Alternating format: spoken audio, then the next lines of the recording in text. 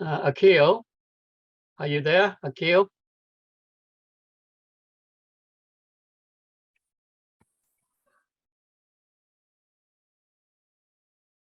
Okay, I think everyone's joining the meeting now.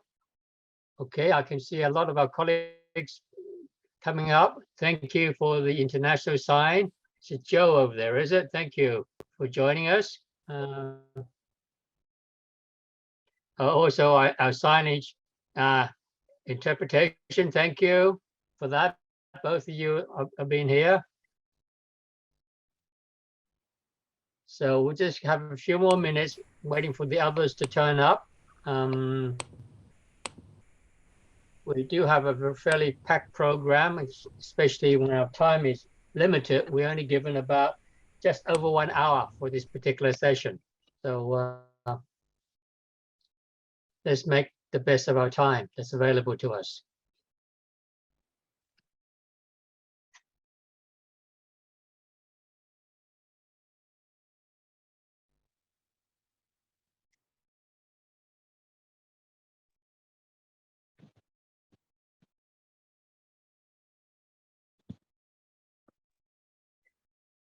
I know it's early morning for some of you. Thank you for Susan in North America and Chuta, also from New York City, for joining us. I'm sure it's early hours in the morning or early hours in the evening for you.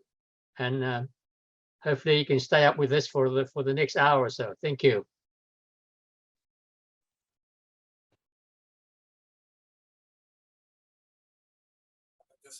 May I check my presentation? Please go ahead, please. Okay. We have still a few minutes. Thank you. Testing and sharing, etc. Please go ahead. Akil, you're standing by to help us. Thank you. I'm prohibited to share. Akil, please allow me to share my desktop.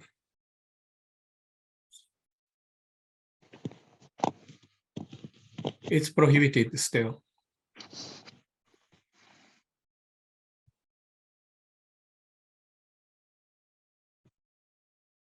Akil, can you solve that problem, please?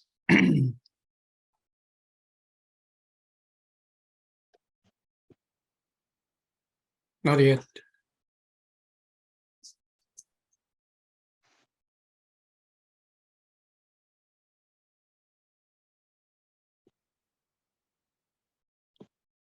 Okay, yeah. You're good? Very good. Can you see my PowerPoint?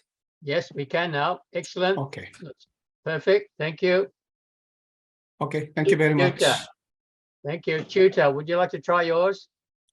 And also, Matthew, would you like to try yours? Hi, Joseph. Hey, good morning, good evening. Yes, Chuta, yes, would you like to try your sharing? Hi. Actually, I am from my laptop and I will be reading my presentation. So is it possible for you to share while I do the presentation, to share the PowerPoint? Akil, can you do that for us? On the screen?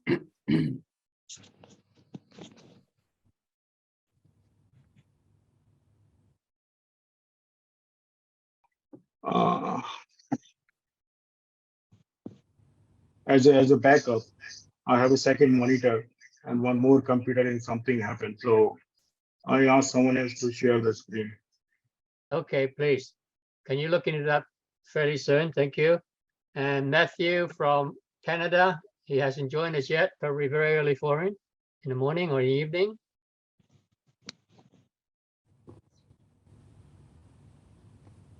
It's 1 o'clock. It's almost 2 o'clock past midnight here.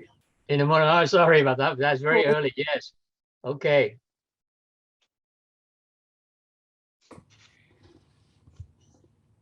And you and Susan, I think, are the early ones. Yes, 2 o'clock in the morning. Yes.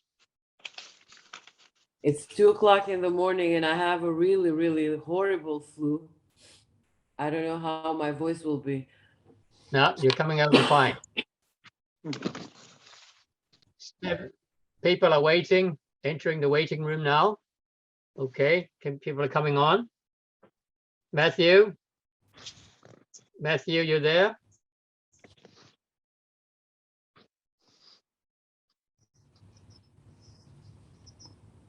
Perfect, Joseph. Thank you. Good. Perfect. Welcome again. I'm sure it's early morning for you as well. Would you like to try sharing your presentation? Test it.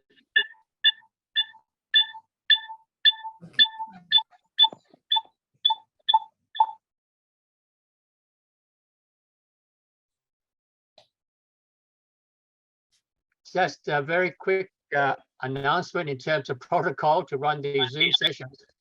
Only turn your speaker on when you are speaking or when you're doing the Q&A session. Otherwise, we have too many background interference and it will interrupt our session. So please mute yourself until you're ready to speak, or put your hand up, you know, under the reaction to speak. Thank you. Matthew, are you good with your presentation? Excellent. Thank you.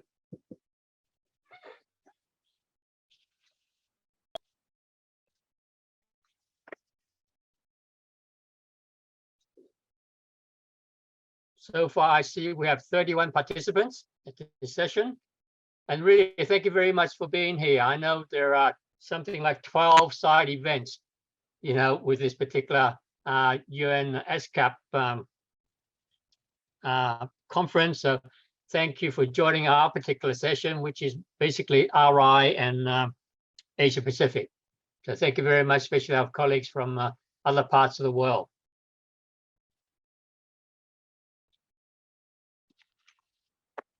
So maybe I should start now. I don't want to and I see Yijia is there already. So I should start the session a little bit early because I like to, according to this running a protocol like this, to make it as inclusive as possible. I need to do a lot of things verbally in order for our visually impaired colleagues to understand and know what's happening. So very quickly, before I start, I'll just say we now have about 32 participants. Okay, this session is being recorded. And as I said, please mute yourself until your time to speak. And under the reaction at the bottom line, press that in order to raise your hand, and we'll get you to ask your questions. Just very quickly on my screen, I shall just introduce people here. We have Hiroshi from Japan, myself, Joseph Kwan from Hong Kong. I see Ms. Susan Parker from America. Thank you. Rana from Nepal. International sign person from Japan, I assume. Dr. Il Yung from Korea. Thank you. Chuta, our RI Secretary General from New York City. Mr. CJ Lee, RI Korea. Matthew Sinat from Canada. Thank you. Stephen, which I recently met from Pakistan, Stephen Anjum. Anna Gual from the RI President's Office. RIPO again. Yijia who's from Korea. Masua-san from Japan. Nana, I believe Nana is from Indonesia, right, Nana? Yes. Okay. That's right. Oh, thank you, Nana. And 4 colleagues. Thank you, Nana. And 4 colleagues from Macau, Fu Hong Society. Thank you, Fatima, and all the ladies from Macau. Thank you. Taku from Nepal. Thank you, Taku, for joining us. Eden Foundation, ladies, from Taiwan. Welcome. There's 4 of you there. Very good. Mr. Danson Lee from RI Korea. Mr. Gu Mariuchi, I believe in Japan. International signage person, thank you. Our captioneer, Almedia Faye. Captioning, techability, Akil, who's a technical backup expert, thank you. Let me see. Gladys. Gladys is from Hong Kong. Thank you, Gladys, for joining us. Jen Garcia from the Philippines. Rita Awan from ASA from Indonesia, I believe. The DAISY Consortium. Fernando Barbadosa, I suppose it's from Philippines. Castle Wong from Hong Kong. Thank you, Castle, for joining us. Hayati from Indonesia. Hi, Hayati. Thank you. Ozawa-san, I believe that would be from Japan, Hong Kong, China. And I believe that's I've made the introduction to everyone. There are 35 of us joining this session. So if I may start, thank you very much for joining us for this particular RI side event hosted from Jakarta, and we are from Asia Pacific and of course from the other regions.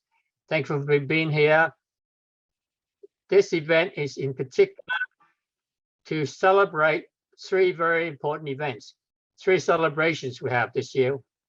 The first one is the Asia Pacific Decade, the third decade for people with disabilities. This is the year from 2013 to 2022.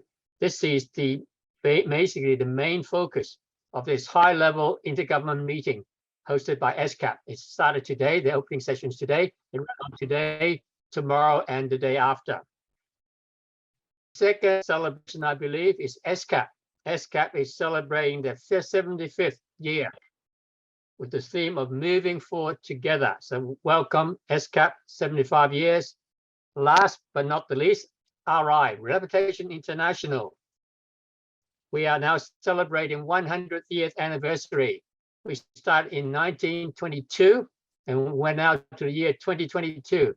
And that's why this particular event is part of this celebration for our decade, which has been running the whole year. And I believe that the main event will be hosted in Beijing in May 2023. So hopefully by then, in May, the world will be much open, it's freer for travel. Therefore, we are able to go out. You're invited to be in Beijing for the celebration in May next year. So this is our event. This event. In fact, other regions are celebrating this our 100th year anniversary. In fact, last week, RI Europe held a 2-day conference in Europe, in Oslo, in Norway. They had a 2-day conference in order to discuss whatever their issue is. We are now in Asia Pacific, and our speakers will celebrate, will mention in our particular session. So without further ado, I would like to start the session now with introducing our various speakers and moderators. Our moderator for today is Dr. Il-Yung Lee. He is the past RI Vice President for Asia Pacific region. Thank you, Il-Yung. We have the RI Vice President for the Asia Pacific region for the moment. It's Ms. Ija Lee. She's also from Korea, and she will be giving us a welcome remark in a few minutes.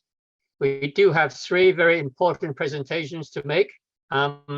Maybe I shall do the introduction when the time comes. So maybe without further ado, I would like to invite Ms. Ija Lee, our RI Vice President, to provide her welcoming remarks to us. Thank you, Ija.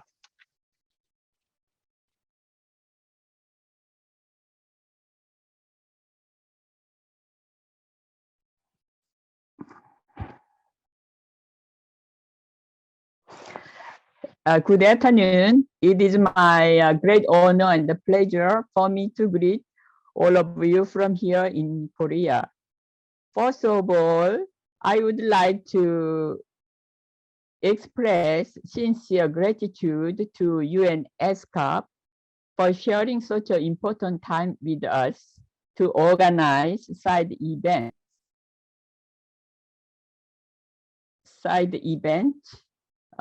which is one of our celebratory events to mark our centennial anniversary. As a non-governmental organization, RI has consultative status with the United Nations Economic and Social Council since 1978. Founded 1922, RI introduced the concept of rehabilitation over the world and try to be a voice of voiceless.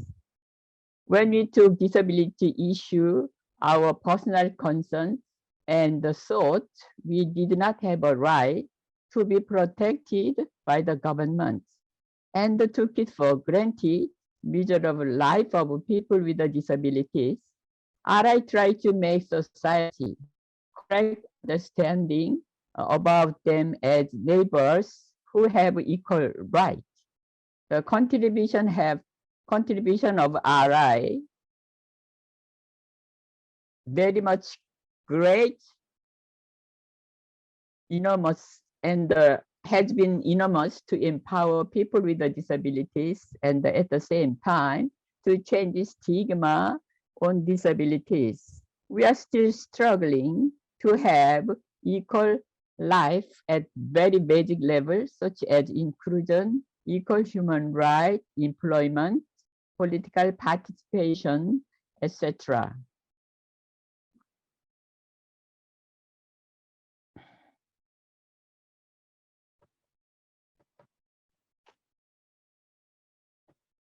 It is reality. We could say there is no end in our movement toward the persons with disabilities. At this juncture, the role of UNESCAP is very much crucial in this region as a channel between government and the CSOs. For the last 30 years, UNESCAP have been working with the CSOs and the challenges each government to promote the right and the quality of life of people with disabilities. UNESCAP will review and evaluate the implement of decade and the interim strategy to make the right deal and try to find a way forward, new visions and the missions in coming decade also. RI and the UNESCAP will keep going on as good partners for our common goals. By attending side events, you can get to know more about what Global RI is working on and how you and your organizations become more closely cooperate with the RI. Furthermore, how you can more associate with the international initiatives. However, RI must not only proud of entire history, we would rather keep moving, reform, and renewal ourselves, and sharing with the members to insight as a pioneer at forefront for the right of persons with disabilities. This is our mission and the responsibility in our journey toward disability movement. Before I end my welcoming greetings, I would like to say special thanks to Deputy Vice President of Asia Pacific region, Dr. Joseph Kwan, who is directing this session. On behalf of all of you, he spent a lot of time and energy to organize these side events. It was more complicated than we expected. I also thanks to all presenters today, also other staffs who really worked for this event. My sincere thanks to UNESCAP again and all of participants also. Thanks for your attention. Thanks. Thank you, Yija, our RI Vice President for the region. Thank you for those kind words and for the opening session. Just a reminder for some of you who would like to have closed captioning, along the bottom bar of the Zoom, there is a CC icon. So if you click on that CC icon, you will actually get the closed captioning which is being provided for this session. Okay, so thank you.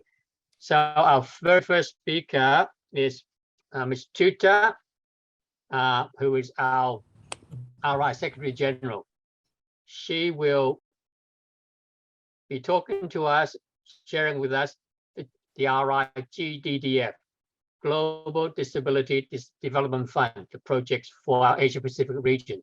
So without further ado, Tuta, would you please share with us your presentation? Thank you. Thank you, Joseph. I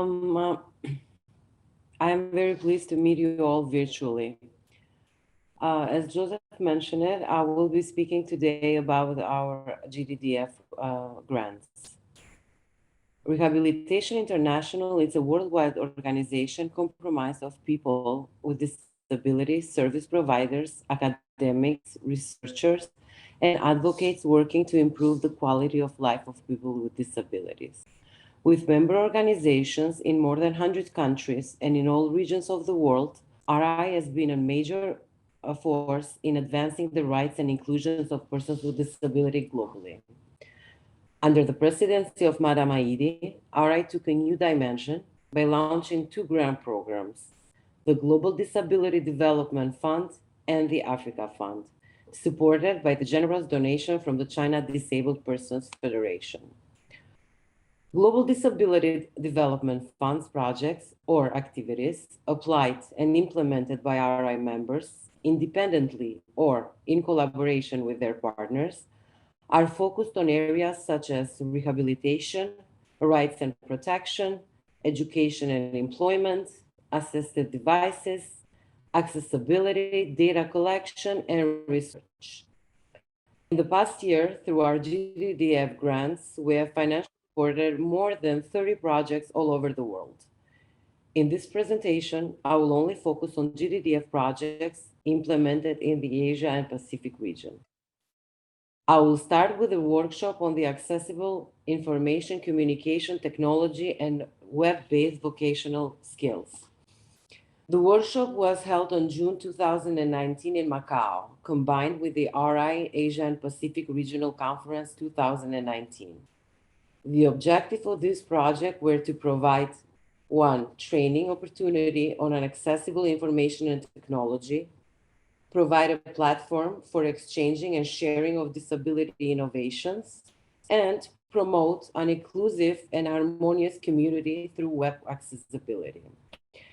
The 3-day workshop was well structured and balanced, with 50% focused on accessible information, communication technology tools and skills, and the other half focused on vocational skills.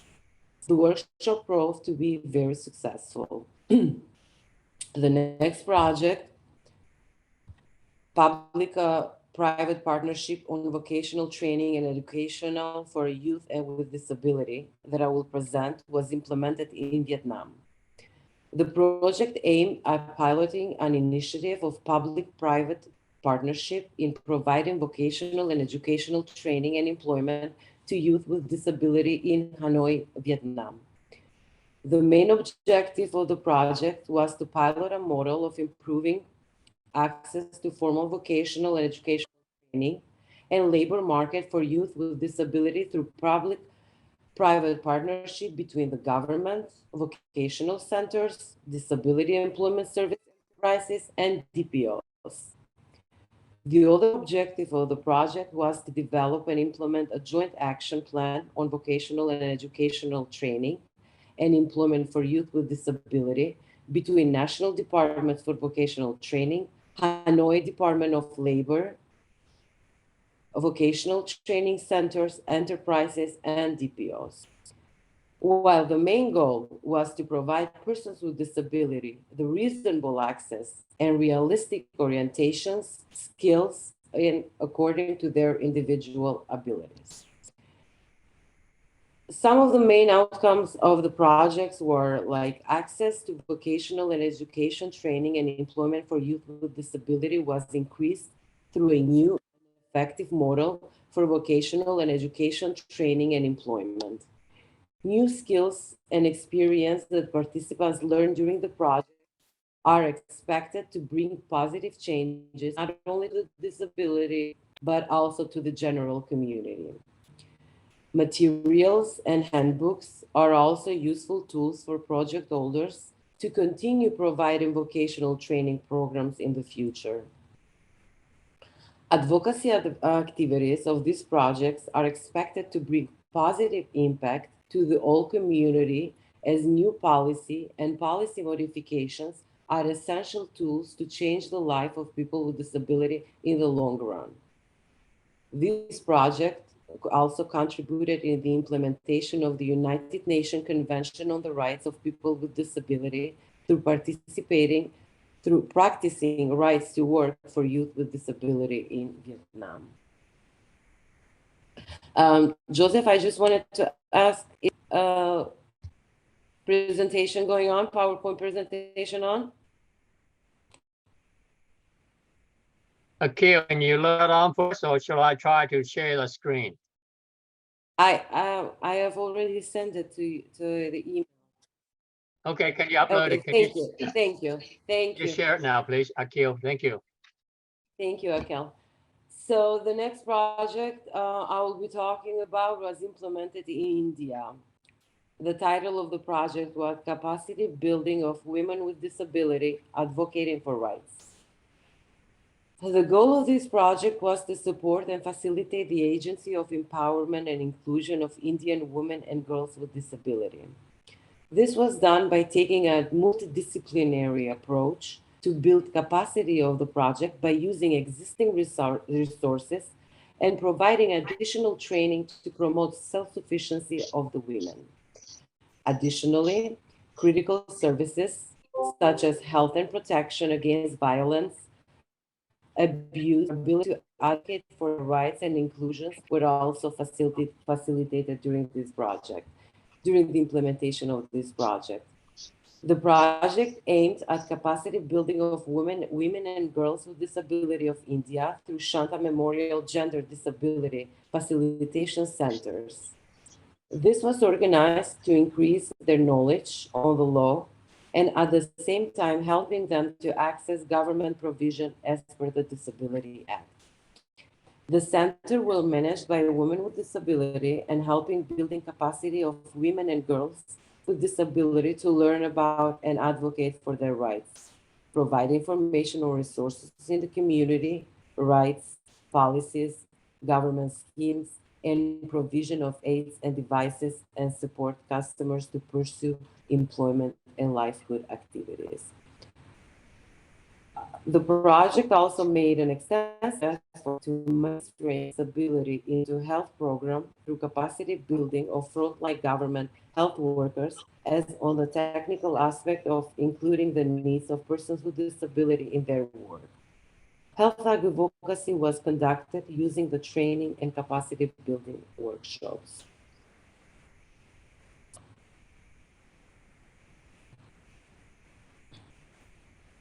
The next project, Rehabilitation and Inclusive Education for Children with Disability, we'll be talking about was implemented in Nepal. This project included various activities related to rehabilitation, economic empowerment of the person with disability, health services, community awareness, capacity building, and of course, a support for education of children with disabilities. As a main output of this project, I will mention few, such as persons with disability were provided community-based rehabilitation, economic empowerment, and health services. Children with disability were provided opportunity of inclusive education. We also had an increased level of awareness of family, community, and schools on disability issues. During the project period, 250 persons received wheelchairs, crutches, and other assistive devices. Similarly, 96 families have received income-generated support. 30 persons with disabilities have received the specialized services from different governments and private hospitals. The project team also formed 15 self-help groups and provided training to empower local resource mobilization. The project also provided an opportunity of inclusive education for children with disabilities. In 30 schools, school management team and parent-teaching associations were formed, and orientation on rights of the child, inclusive education, and equal opportunities for the children with disability. 326 children with disability received uniforms, stationery materials, and 29 disabled-friendly infrastructure infrastructure were constructed. During this project, During this project implementation, more than 60 events were conducted at school, and various awareness raising materials were distributed. Since the global outbreak of COVID pandemic, project has faced many challenges to implement large scale of awareness activities and meetings. Later, seeing the challenges COVID-19 and its consequences, project team started to distribution of emergency relief packages, sanitation items, health services, and medicine support to the most vulnerable persons with disability and their families. Apart from the health, apart from the health, education, disabled environment awareness program and emergency support program, the project also covered the COVID-19 insurance for 360 persons. The project team also conducted a COVID-19 awareness programs with persons with disability, health workers, community members, and local government representatives. We will be moving to the next project. The next project is about improving sexual and reproductive health of women and young people with disability. This project was implemented in collaboration with the United Nations Population Fund. The common objective of this collaboration was to strengthen and improve sexual and reproductive rights, information and services for women and young people with disability, both in China and developing countries, in support of the full realization of disability inclusive development. This project centered around ensuring that women, young people, and other vulnerable and excluded groups, including persons with disability, are empowered to make decisions regarding their sexual rights and life options. It had a strong gender and human rights focus through targeting girls and women with disability.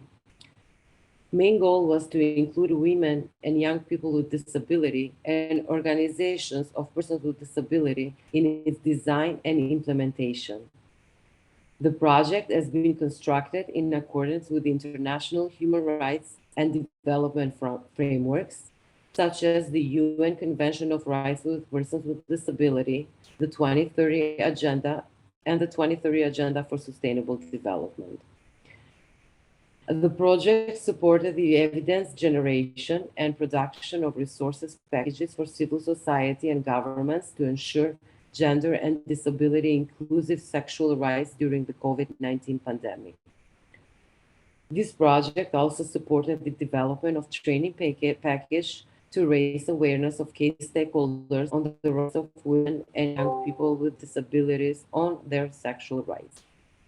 Social media campaigns were conducted targeting policymakers as well as general public for awareness raising to increase the knowledge and awareness among the key stakeholders. The intervention also built alliances with UN agencies, women organizations, and OPDs at global, regional, and country levels. The time is flying, so for the last project, I will be focusing on the UNESCAP, protecting and empowering persons with disabilities in the context of the COVID pandemic, funded by the Rehabilitation International Global Disability Development Fund. The collaboration between RI and UNESCAP aimed to enhance protection and empowerment of persons with disability to deal with the adverse impact brought by the COVID pandemic and its aftermath. One of the two main components under this project was providing seed funding for pilot initiatives to support the protection and empowerment of persons with disability, including through disability mainstreaming during the COVID-19 pandemic and its aftermath. The other component was enhancing the Make the Right Real portal as an online resource hub on COVID-19 for persons with disability in Asia and the Pacific. The project trained 50 trains, including 10 community health and rehabilitation workers, 10 local teachers, and 20 parents. The training outcome had a positive impact on 500 children with disability and their caregivers. The training was conducted on site as well as online.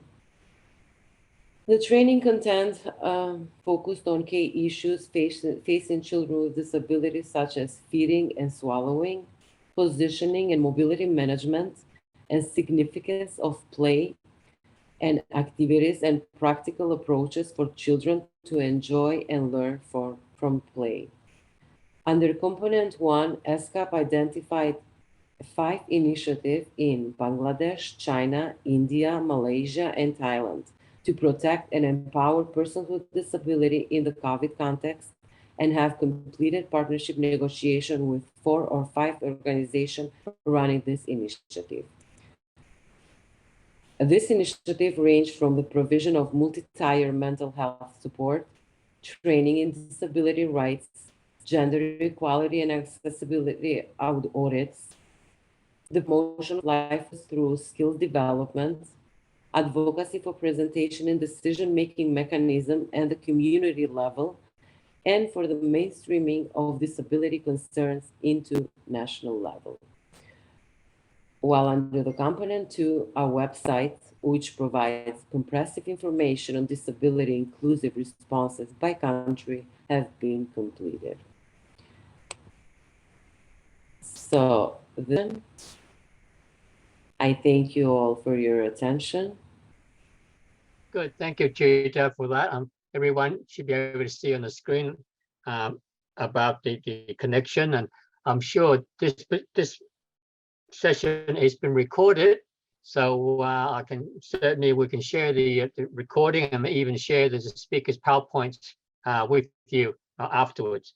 So I think we're running behind time, so I shall introduce our next speaker, Mr. Matthew Sinat, who is our RI Deputy Vice President for North America region.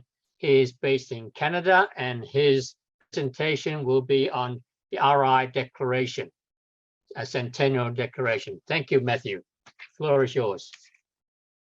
Thank you very much, Joseph. And I want to greet all of you, and it's an honor to be here today. Thank you very much for the organizer and UNESCAP for allowing us to present it today.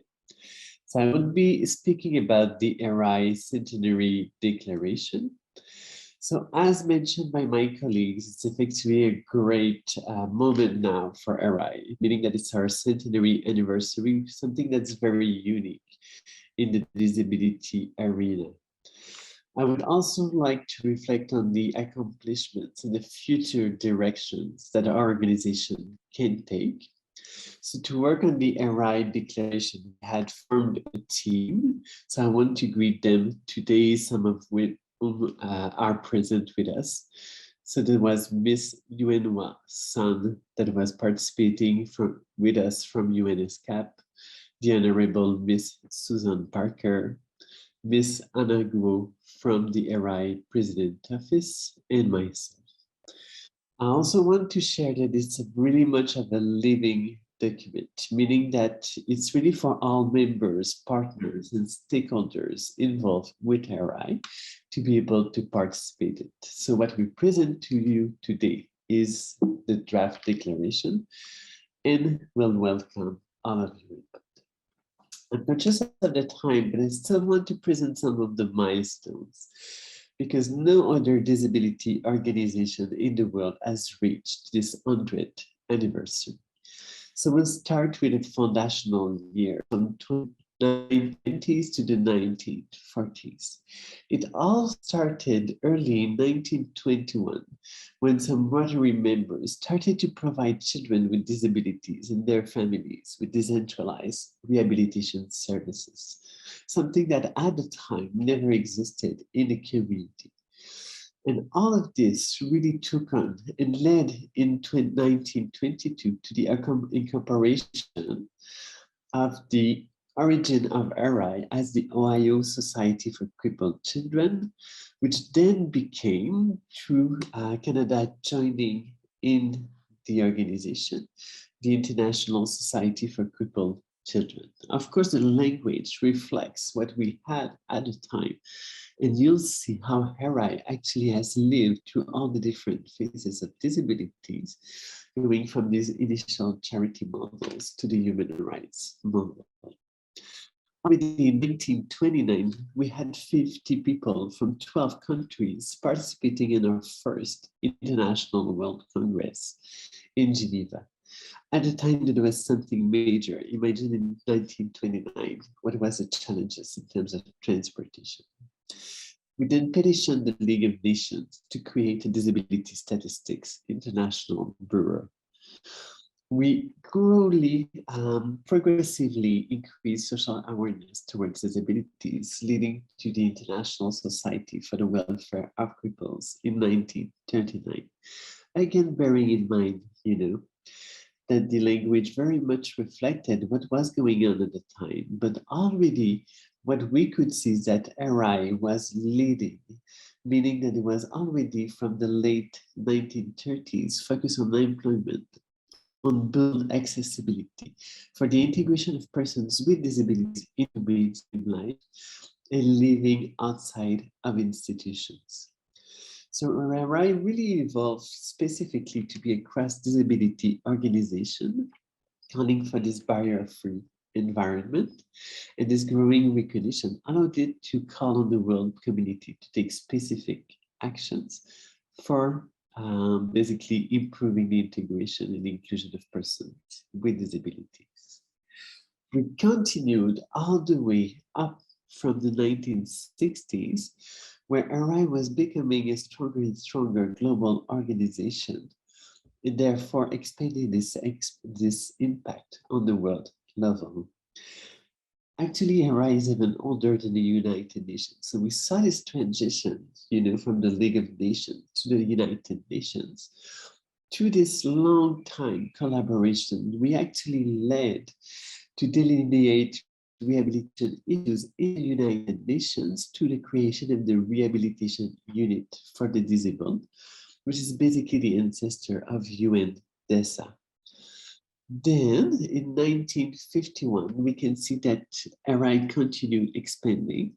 So in the World Congress at that time, really focused on rehabilitation in sport, advocating for the idea of a paraplegic Olympics, which ultimately later on gave rise to the Paralympic Games.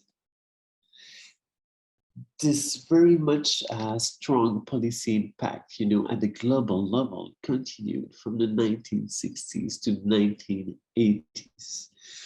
Two major elements to note there. So we changed again the name of the organization to be the International Society for the Rehabilitation of the Disabled, looking at that, expanding basically our reach worldwide.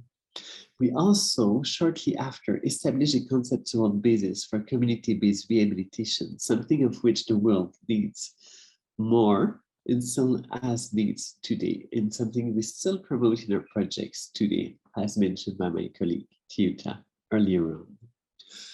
Throughout the 1960s, many of you will be aware that there was a growing emphasis on the social model of disability, reflecting on the fact that disability lies within the society and not within the individual with impairments. To reflect that, again, the name of the organization was changed to Rehabilitation International, abbreviated as RI, which name is still in use today.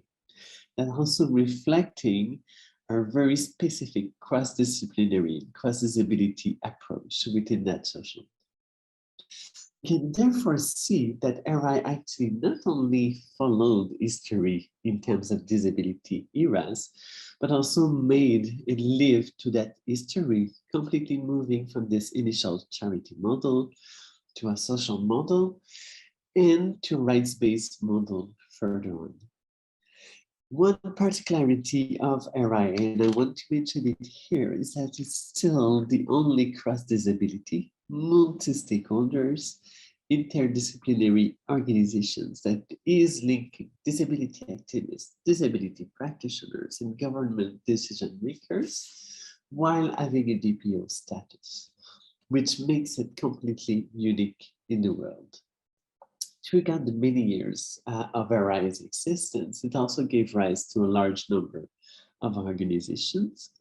I'll cite a few of them, for example, March of Dimes, UNESCAP, International Society for Prosthetics and Orthotics, the International Cerebral Palsy Society, International Society for Augmentative and Alternative Communication.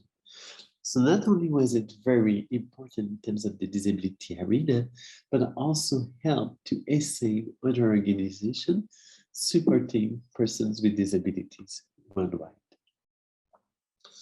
Continuing on this very important era, I'll talk about a few more milestones. Joseph here and Urash have been working a lot with ISO because RI originally gave to the world the international symbol of access that is represented here. So that was a major step. It's also worth to note that later on during that decade, basically made the symbol of access free of copyright for all to use to promote accessibility worldwide. It was also during the 70s that HERI and UNICEF collaborated to yield the 1 in 10 initiative. And it was the first time actually acknowledging the significant proportion of persons with disabilities at population level as a tool to provide them with better services, but also advocate at high level governments and national levels for better services and better accessibility. We also conducted the first global survey on disability in 1975. And then in 1970, there was also a proclamation of the Decade of Rehabilitation. And that's quite important because it kind of led to further steps. It was the first proclamation of decade, which led to adoption of the RI charters from the 1980s. This influenced adoption of World Programme of Action concerning disabled persons and the standard rules on the equalization of opportunities for persons with disabilities, which were major game changers in terms of the disability visibility at global level. Working with Asia Pacific partners, we also yielded the first Asian and Pacific Decade of Disabled Persons at the end of the 1990s, which was the first worldwide. So you have really been leading in that. We then used that new millennium to urge the world to make the human rights real, something that's still in action today. And I'll continue, with citing the 1980s, 1990s, we had participated in a large number of international forums to promote disability inclusion. Then, following from that, from the 2000s basically to now, we've been involved in many other, I'd say, changing conventions and also declarations. So first in 2000, there was a Beijing Declaration on the Rights of Persons with Disabilities in the New Century. That really led to the creation of the Convention on the Rights of Persons with Disabilities in 2006, where RI was one of the 7 leading organizations. This convention really changed completely the picture in terms of disability worldwide. Then in 2012, at the 22nd RI World Congress in Incheon, Korea, still working under the theme of Make the Right Will and to guide this decade of Asia Pacific for persons with disabilities. We also had a very major role to play in promoting disability inclusion through the Sendai Framework for Action on Disaster Risk Reduction, and Hiroshi will be able to speak more about that. We also continued participation on the World Summit on Information and the ISO engagement that I mentioned earlier. Tita presented some of the projects that RI is also promoting in fields of education, employment, accessibility, CBR, COVID, women and youth with disabilities, which are sponsored through the African Disability Development Fund and the Global Disability Development Fund, allowing for over 5 million USD up to this day. So this is a great history and to reflect on those milestones, but also on calling for action for the next century. So our call for action is to respect the rights and the needs of persons with disabilities in the rehabilitation and related support processes, to acknowledge and tackle ableism as well as direct and indirect discrimination against persons with disabilities in all forms, with special consideration for women and girls with disability, children and older persons with disabilities, and the intersectionality of identities. To change the power dynamics so that persons with disabilities are in charge of determining their goals and aspiration, and to center the right to self-determination in all care partnership.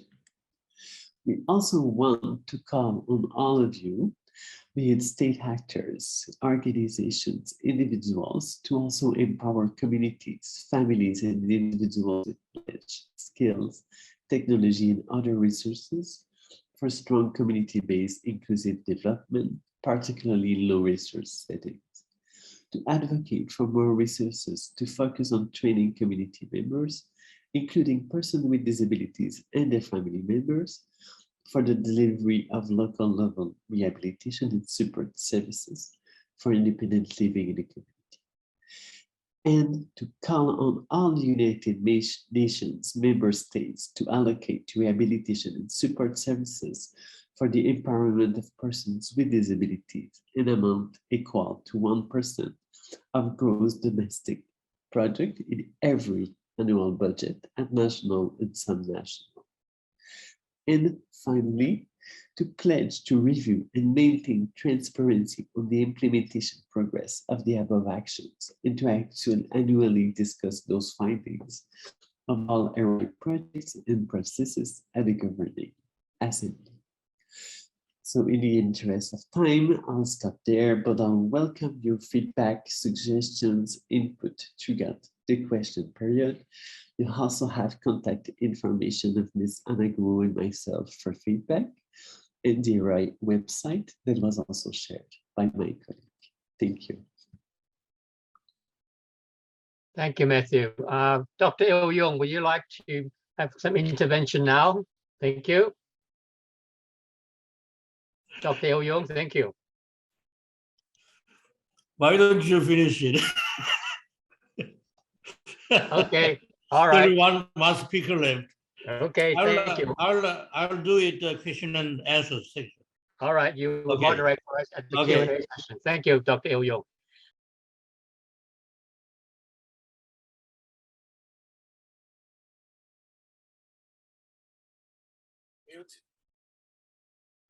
We can hear you, Joseph. I hope we can carry on a bit longer because it is our own session and we may not relate too much to the RI or the ESCAP session. So our next speaker and final speaker is none other than Ms. Hiroshi Karamura. He is going to speak to us with his very much passion and interest about the DIDRR, Disability Inclusive Disaster Risk Reduction and Beyond for ESCAP. Thank you, Hiroshi. Thank you very much, Joseph. Do you see my presentation? Yes, we can see your screen. Thank you. Okay. So I'm going to talk about the ESCAP and regional stakeholders' contributions for disability inclusive disaster risk reduction and beyond. So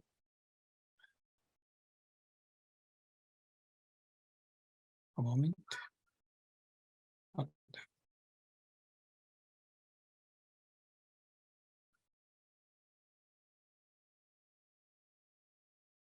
So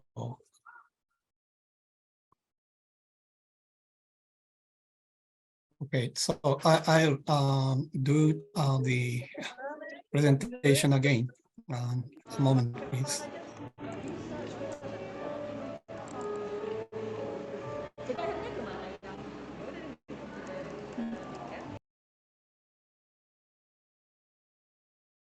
So, with some reason, it's frozen up. I'm not sure why. Okay, so I'll talk just without presentation. I will, Um, Kawamura-san, I will upload the PowerPoint. Okay. can you? Yeah, I can. Please help me. Akil, please share Yeah, screen for us. Thank you. Yeah, yeah.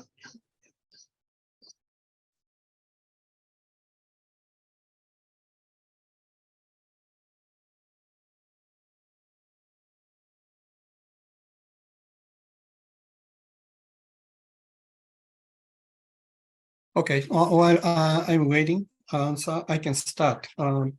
So let's go back to the 2 decades ago when we, oh, thank you. So the next page, please. So when World Summit on the Information Society, 2003 and 2005, it was actually originated by the G8 Summit held in Okinawa in Japan. And the mission of this World Summit was to bridge the digital divide. And so bridging the gap and make the digital opportunities was the mission of the summit. So we established at the PrepCom of the WSIS held in Tokyo, myself and Senator Montien, at that time he was not a senator, joined on the PrepCom and established the Disability Caucus just with 2 people, because at the PrepCom there were only 2 people who were interested in the disability issues at the PrepCom of the WSIS in 2002. So the Disability Caucus grew, and in the Civil Society Bureau, we held seat, and we established Joint Accessibility Support Unit. It's an official unit to support accessibility throughout the WSIS. And we held first and second global forum on disability. And we would like to say that this is the first United Nations summit whose outcome document refers to persons with disabilities and universal design.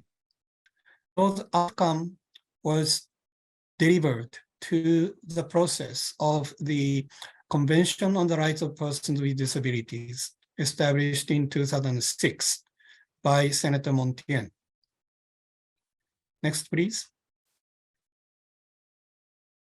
So the Convention on the Rights of Persons with Disabilities, Article 11, as you know, state parties shall take all necessary measures to ensure the protection and safety of persons with disabilities at armed conflict, humanitarian emergencies, and natural disasters.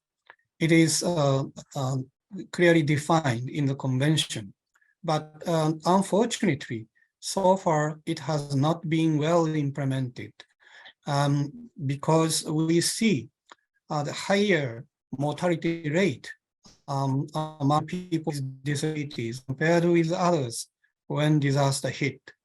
Next slide, please. So the ESCAP, together with Rehabilitation International and the Nippon Foundation, held the yet another Sendai meeting in 2014 to prepare for the Third World Conference on the disaster risk reduction. Next slide, please. Next slide, please. Thank you. The Sendai statement to promote disability inclusive disaster risk reduction for resilient, inclusive, and equitable societies in Asia and the Pacific. It was the outcome document of the ESCAP and other stakeholders meeting held in Sendai in 2014. And the key message delivered by this statement was disability inclusive disaster risk reduction increases the resilience and chances of survival all persons in the community and minimizes damage and loss. It's very important. The disability inclusive disaster risk reduction actually increases the resilience and chances of survival of all persons. This is a key message based on the lessons learned from major natural disasters in Asia and the Pacific region, including the tsunami disaster in Japan in 2011. One slide back, please.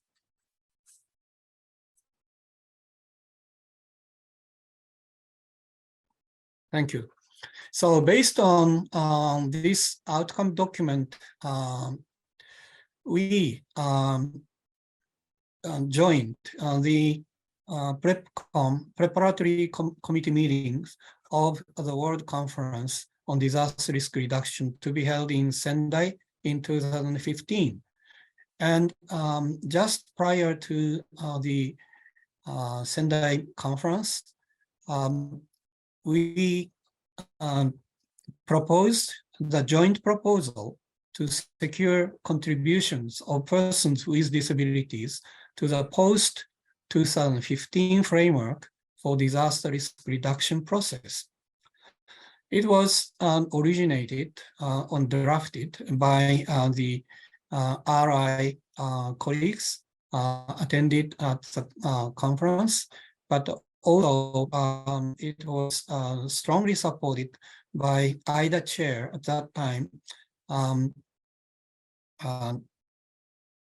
from the Australia. So again, we see a very strong representation of the Asia Pacific regional participant to the PrepCom. I think this is because of the reason the Asia Pacific region is the prone area of natural disasters. So next slide, please.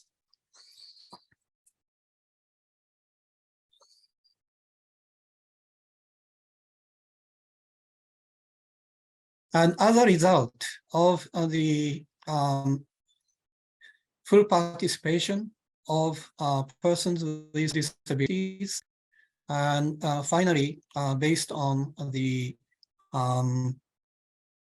proposal, the major group scheme was reformed, and the disability group was accepted as an official organizing partner.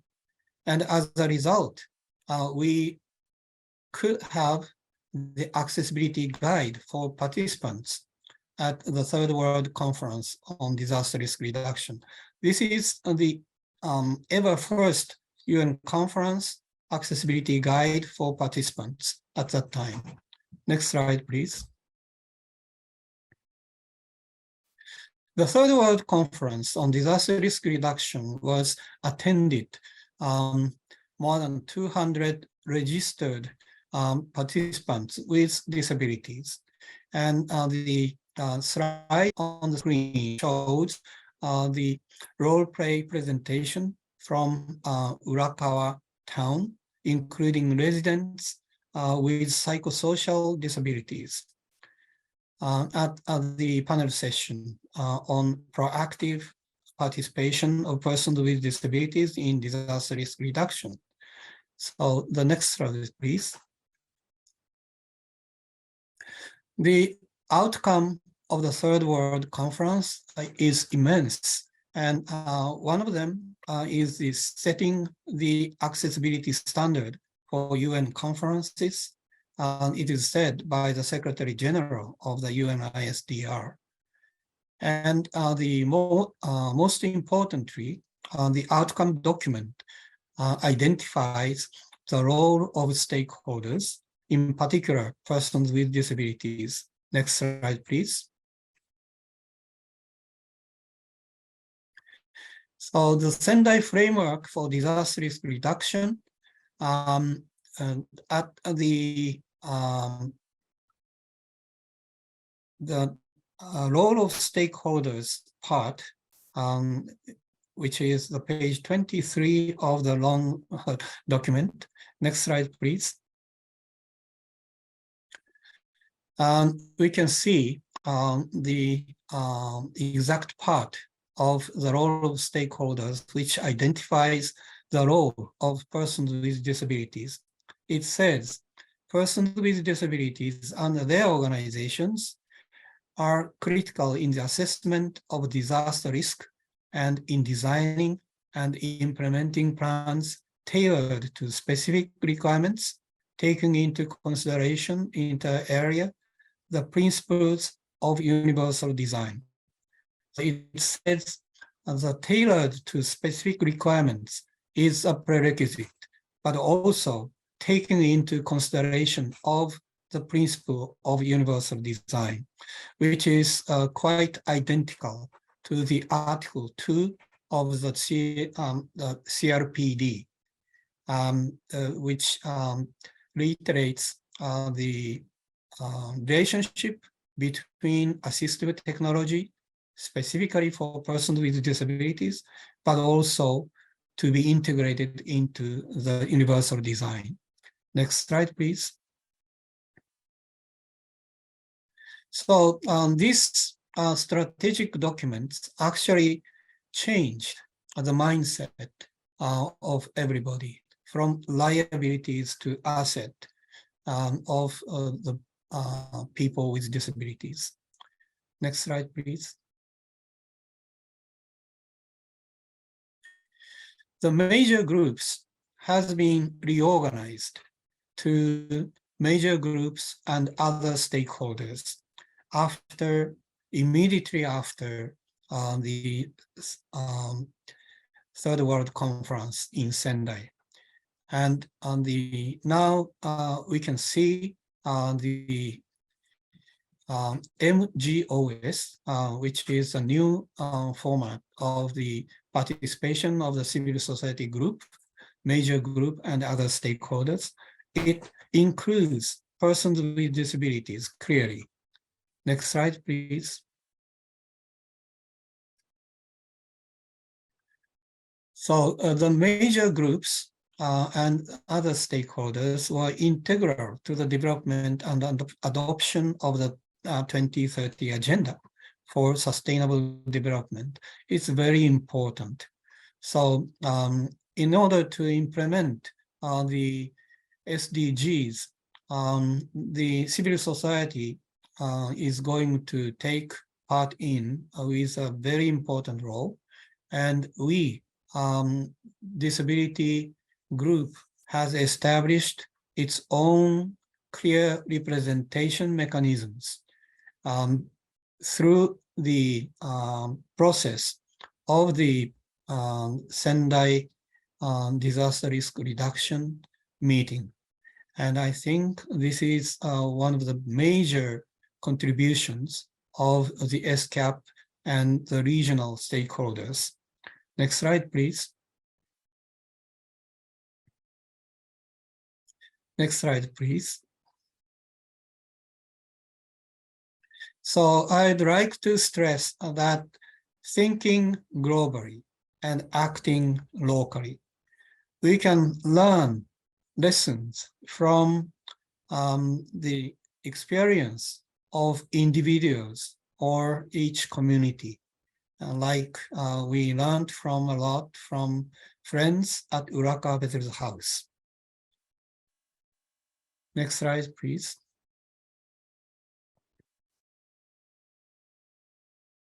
So the activities towards the inclusive disaster risk reduction in Urakawa town started as early as in May 2005 with a major town hall meeting, including all town hall stakeholders and the International Research and Development Group, mainly from the DAISY Consortium and the World Wide Web Consortium. Next slide, please. So we developed manual for evacuation from tsunami with the special consideration of the needs and demands of the target group. In this case, those who have severe psychosocial disabilities. Next slide, please.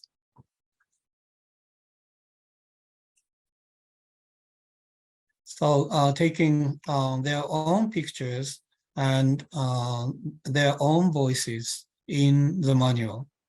Next slide, please. So even in midnight, in severely cold winter, they conduct evacuation drills. Next slide, please. And they were going out to exchange their lessons learned from their own activities with the Asian Pacific regional colleagues. Next slide, please. In 2011, the Urakawa town was hit by a gigantic tsunami. Next slide, please. However, they were the first evacuees in the community at risk, and just following their evacuation drills. And stimulated by the evacuation immediately after the quake, all residents in the disaster risk area followed to evacuate to the safe places. And as a result, no human casualties in Urakawa town at that time. Next slide, please. So they are continuing their evacuation drill 4 times per year, including the evening. Next slide, please. So based on the outcome of the Third World Conference on Disaster Risk Reductions, in particular the Sendai Framework Disaster Risk Reduction, I would like to recommend a very simple recommendation for ESCAP region. By 2030, everybody in the community takes part in evacuation drill, leaving no one behind. Thank you very much for your attention. Thank you, Hiroshi-san, for your presentation once again. Now I've passed the floor on to Dr. Il-Yong Lee to do the Q&A session. Thank you, Doctor.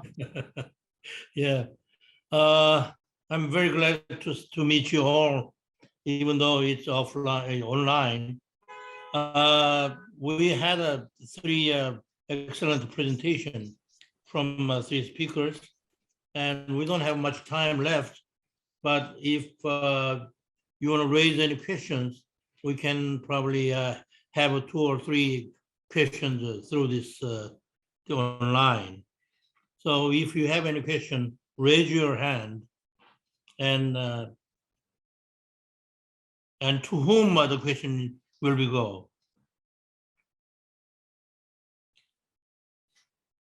Anyone?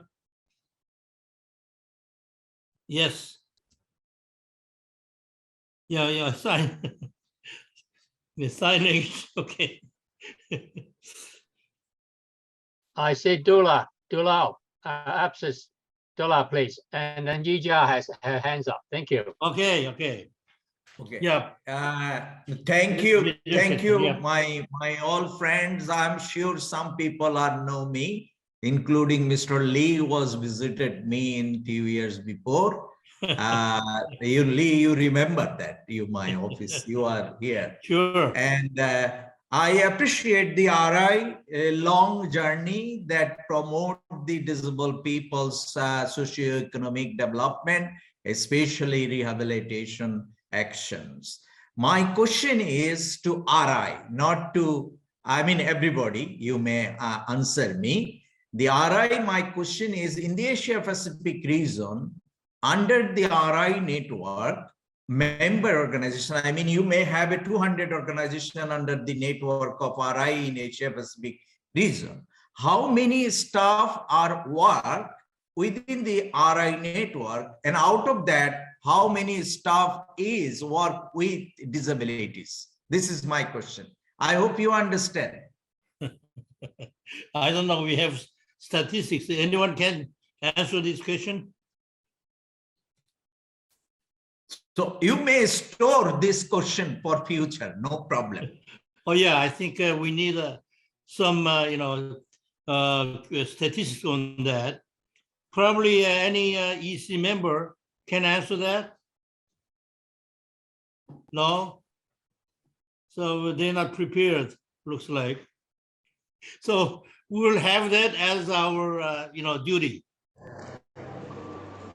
next time.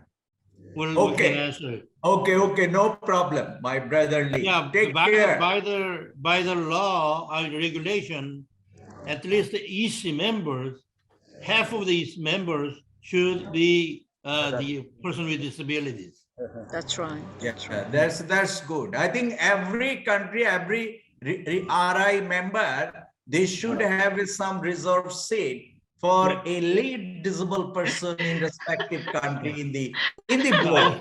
I don't know how much we are following in the board. And also I like to say the money, the fund you utilize, I think you need to say this percentage of fund is exactly used by the disabled person.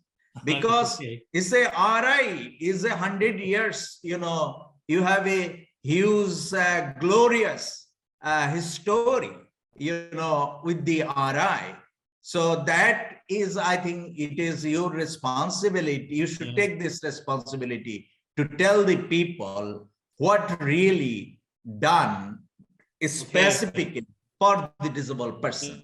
That's the role of current active RI members, RI EC members should discuss on this and come up with some good, statistics and resolutions.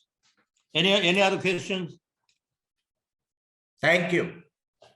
Yija has her hands up next, and then Stephen next, and then Matthew next. Thank you.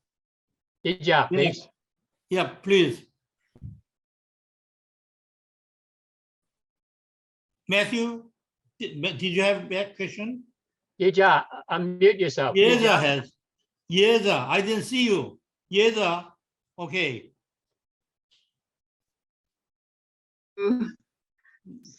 Okay, I'm interested in Hiroshi presentation, especially evacuation drill.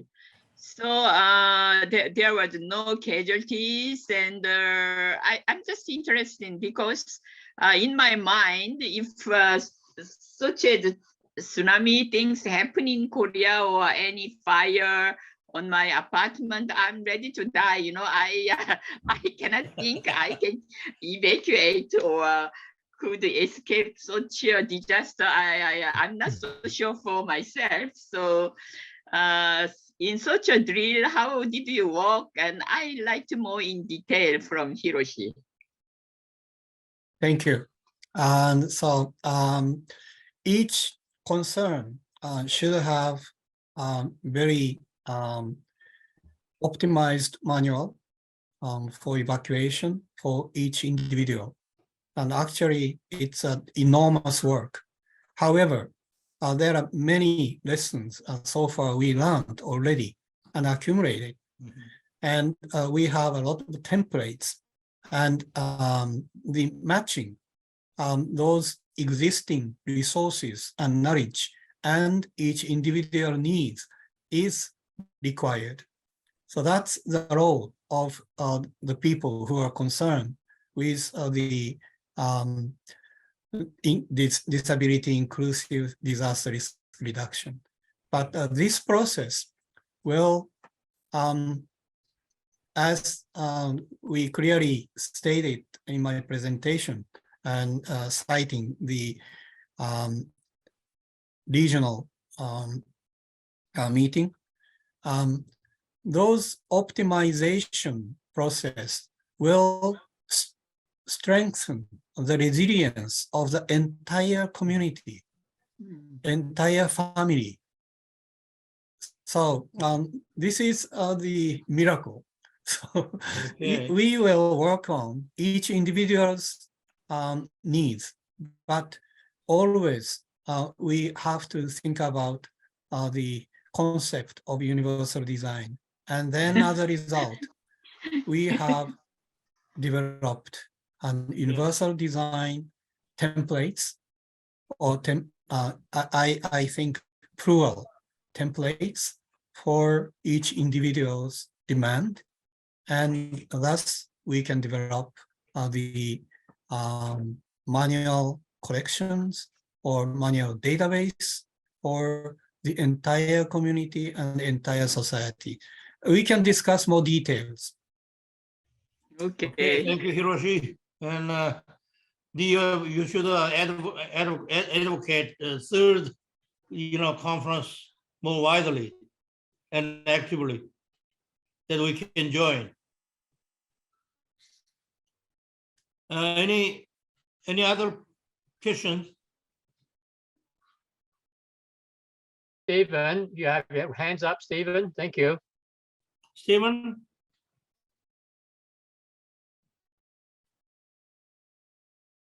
Unmute yourself, Stephen. I don't Unmute, see Stephen. any. Thank you. Okay. Can you hear me now? Oh, yes. Yes. I Okay. don't see you, but I can hear you. Thank you, Lee and Joseph and everyone for giving me chance to speak. And especially, I would like to introduce a little bit about my organization in Pakistan. It's called Tamir Welfare Organization. It is 25-year-old organization. I don't have a particular question. I'm good listener and I've got taken notes. And I know RI for the last 12 years. So I'm a member of the RI and I've been, working. We are working on disability. My concern and my request or my appeal is about the flood victims of Pakistan, where 1,600 people died, and mostly those were the people who were the disabled people and the old people who were not able to evacuate at this time. There was no siren, no facilities in the villages and around. So 1,600 people died, and 80 districts are affected, and 33 million people were, they were affected, and and 1/3 of the country was underwater. So now my organizations, we have distributed some food bag to some locations, some needy people. But we need a bigger project because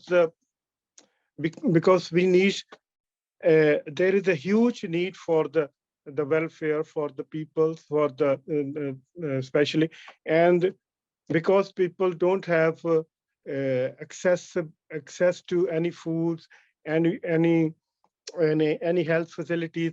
17,000 schools has been damaged, and there are lots of destructions going on. So I just request to RI and global funds, so if they can support Pakistan with any sort of help financially, or we also need some wheelchairs and because if you go talk about evacuations, so for disabled people, they need wheelchair, at least they can move around. So this is my appeal and request, which I want to say. Yeah, so there are my wife is telling a lot of things, but I just want to conclude this. We want help if RI and global disability funds can help us. Thank you very much. Thank you, Stephen. Yeah, everybody heard that, and we hope that some action be taken in the future somehow. Yes. And I think it's the time.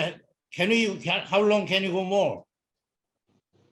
Dr. Lee, I think because we are running our own session, Zoom session, right, Rena? I think we can extend a bit further because this is our own session. So we're not. Yeah, I think so, because this is purely online, so you can extend your side event as much as you wish. Excellent. Thank you. Rena. Okay, then I'll be fading away, and I'll be fading away from the active role in RI, including Korean RI as well, and my role will be replaced by Cheol Lee, who's attending this, Zoom meeting, and if I can have time, I can introduce him. I really happy that someone can succeed me in the international relationship. Thank you, every speakers, and also I will give it back to Joseph, that you can make the closing remark, and then continue after that. Well, we can continue now, I think, because I see two hands raised. Matthew has his hand raised, and also CJ Lee from Korea. So Matthew, would you have your intervention, please? Okay. Thank you very much, Joseph. And I just wanted to answer rapidly. So thank you very much for your question, Dulal. I think it's a very good one. I want to express that RI effectively in our constitution, the rule is that 50% of the board members are persons with disabilities. I would really say that I believe it's a minimal rule. So it doesn't mean that you couldn't have more than that. But effectively, maybe we should pay even more attention to monitor, enforce that rule, and also encourage individual members, including those participating in a call, to really bear that in mind. Because the nominations are made at national country level. So please, that's something that you should keep in mind when we nominate even more persons with disabilities. There is no specific rule for staff. We still have a very limited office at this time, but while trying to develop that office, I think that your suggestion is really good to keep in mind, so as to make it even more inclusive. Just to follow up in Mr. Stephen's question, I put my other hat now because yes, I've been working on centenary declaration with my background. I've been working in emergency settings for 2 decades by now, and also very involved in task force on humanitarian emergencies, climate action, and disabilities with Hiroshi, Joseph, and other colleagues present. So I agree with you in the sense that that really showcase, the importance for all of us to work on climate action, on disaster risk reduction before the disaster happened, because we all know that if disability inclusion doesn't happen before the disaster, sadly, I did a lot of emergency response in my life, but we actually see that, actually trying to work after is often, sadly, too late. So thank you very much for bringing that. And I'm not sure if it would go through the GGDF framework, but I would invite you to speak with our colleague Tiuta, who was present earlier, presenting the project, because if there's any option that we can support you or even just give technical advice, that'd be a pleasure. And thank you for the great work that you do in your country. So thank you very much, and I'll pass back the mic to you, Mr. Lee. CJ Lee, you had your hands raised, CJ? Yes, I'll be very quick. I'm joining from Seoul, Korea. I joined RI Korea about a year and a half ago as a director. And I would like to thank you everybody for a very informative presentation today. And I look forward to learn from your collective experiences, and we'll have a chance to contribute. Thank you very much, everyone. Thank you, CJ. Hiroshi, you have your hand raised. Thank you.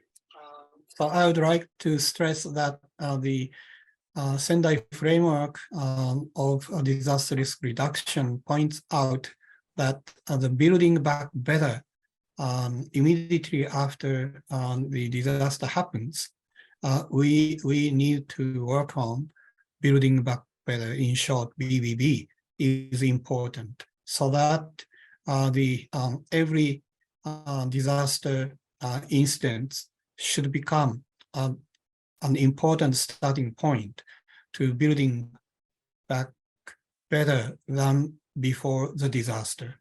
So this is the strategy we set out in Sendai, and the current disaster we are seeing in Pakistan and other places should be an important starting point for the building back better.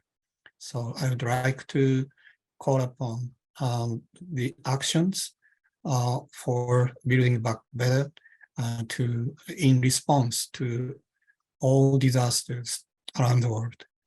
Thank you very much.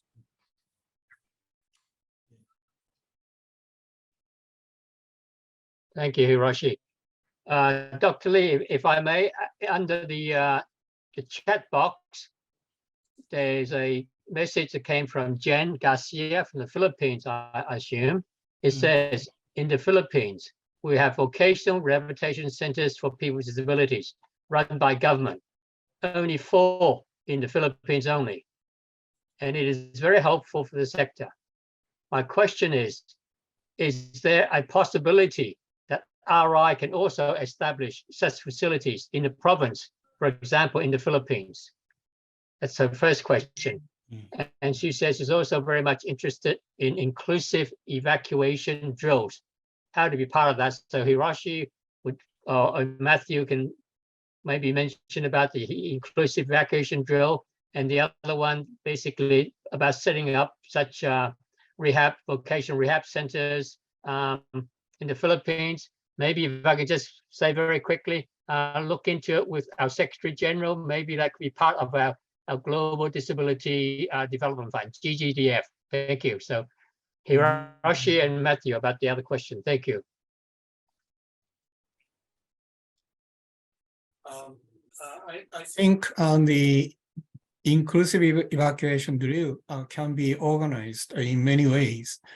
But more importantly, when we talk about people with disabilities evacuation, first we need to identify the measures to understand the risk surrounding those people with disabilities.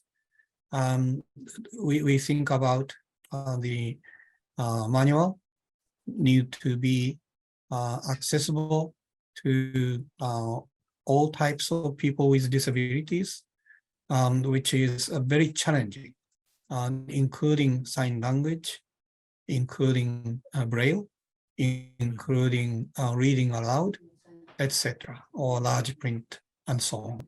And of course, for people with autism or people with mental disabilities, we have to have different consideration to make it optimized for those people. So we have some experience of development of such universally designed evacuation manual, and we can share what we learned from those process. And those can be easily replicated to other places. I think that will be a very important starting point to develop the easy to understand, accessible reading materials to understand the risks surrounding people with disabilities. So.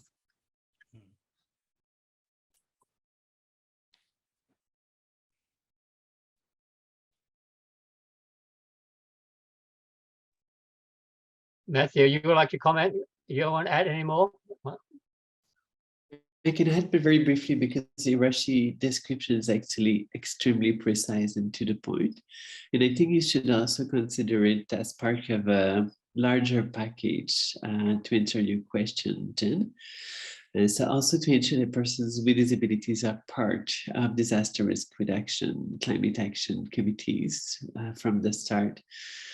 Also being able to discuss with your local disaster risk management authorities, and to ensure the establishment of personal evacuation plans and personal evacuation kits, to prevent such situations of risk as expressed by our dear colleague Yeja.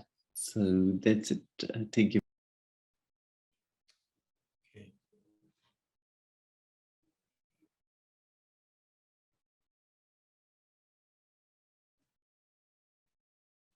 Dr. Lee, would you? Yeah, now it's time for you making a closing remarks. Okay, thank you, Dr. Lee. Looks like you're ready to finish your session off. Thank you very much. Thank you. Well, it is. Thank you all for your participation. It's really nice to see you all participating online this time, and hopefully, with COVID, hopefully it's eradicated eventually, that we can actually meet in person. I see a lot of strength in RI Asia Pacific by your presence today, and I think we can do a lot more in the future. We've went through 100 years of RI, and hopefully from this UNESCAP meeting, there will be the fourth decade, and there'll be new directions, there'll be new actions and new outcomes. And I'm sure Asia Pacific will act and work very much closely RI with the UNESCAP to bring forth and implement the decisions of the fourth decade. We have still a lot of work to do. Obviously, we're having all these celebrations, ESCAP being 75 years, RI being 100 years. And thank you for all the three speakers for being presenting your ideas to us. Matthew, in particular, the RI history. There's still, we have the history now. What do we do in the next decade, and what do we do for the next century for RI and Asia Pacific and the world?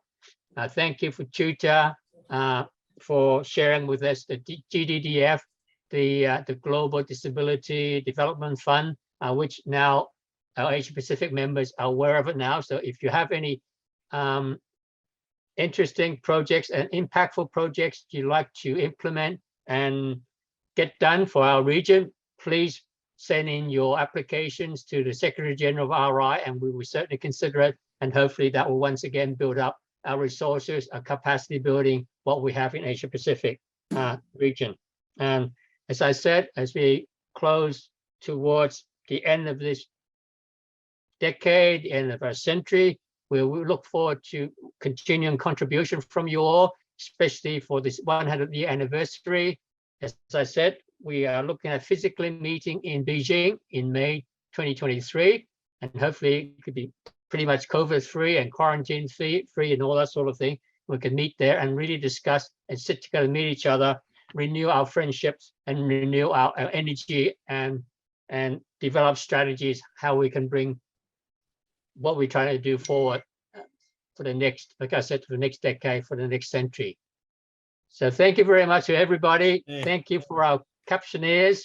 Thank you for our sign language interpreters. And really, thank you very much for your participation. So take care, everyone. Until next time, goodbye. Thank you. Bye-bye. Thank you. Take care now. Thank you, everyone.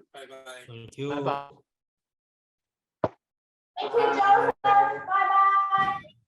Thank you, everyone. Eden Foundation. Thank you, Indonesia, Macau, Hi, Taiwan. Susan. Nice to see you. Oh, I'm You said unmuted bye. now. Good to see you, Bye, Ilya. thank Yeah. Take care of yourselves. Good meeting. Yeah, Thank it was you. a very, Thank you for your very participation, productive Susan. meeting. Yep. There's work to do. Absolutely, a lot of work to do. I think, Yeah. once again, the new century, a new decade. Okay, Mhm. thank you for staying Thank up with us. Susan, it's 3 o'clock for you in the morning. Good night. Having a good sleep. It's way late. It's crazy. Okay, then bye-bye. Bye Stay in touch. Stay bye. in touch. Thank you.